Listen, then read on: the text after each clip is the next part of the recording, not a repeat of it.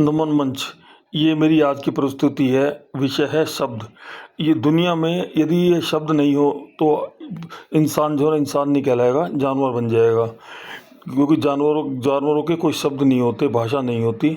इसलिए इंसान और जानवरों में यही फ़र्क है कि इंसान के पास शब्द हैं बोलने के लिए, बतलाने के लिए, लेकिन जानवरों के पास नहीं है।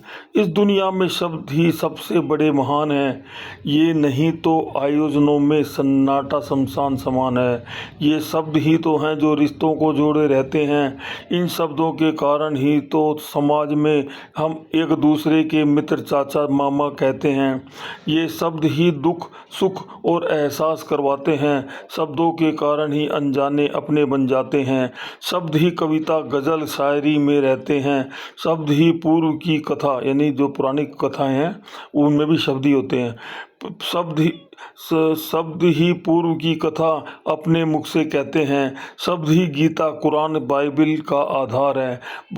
उसकी भाषा अलग अलग हो सकती है, लेकिन शब्द ही गीता, कुरान, बाइबिल का आधार है। शब्द के बिना अधूरा सारा संसार है। शब्द नहीं तो कौन किसको समझा पाएगा। अच्छा खासा इंसान पशु कहलाएगा। इन शब्दों में एक नहीं सैकड़ों आकार हैं। अलग अलग भाषाओं के अलग अलग जो हैं शब्द होते हैं, इसलिए इन शब्दों में एक नहीं सैकड़ों आकार हैं। शब्दावली में कड़वे, मीठे, कटु शब्दों की भरमार है। हर क्षेत्र के शब्दों का अपना अपना ढंग है। भाषा विभिन्न है, कथन का आधार शब्द है। शब्द ही दिल की गहराई तक पहुंच जाते हैं। शब्द ही अनंत से धरती पर बतलाते हैं। यानी कि सैटेलाइट से ऊपर व्योम में जाने के बाद भी शब्दों से ही धरती के ऊपर आवाज़ आती है। महेंद्र मुराद।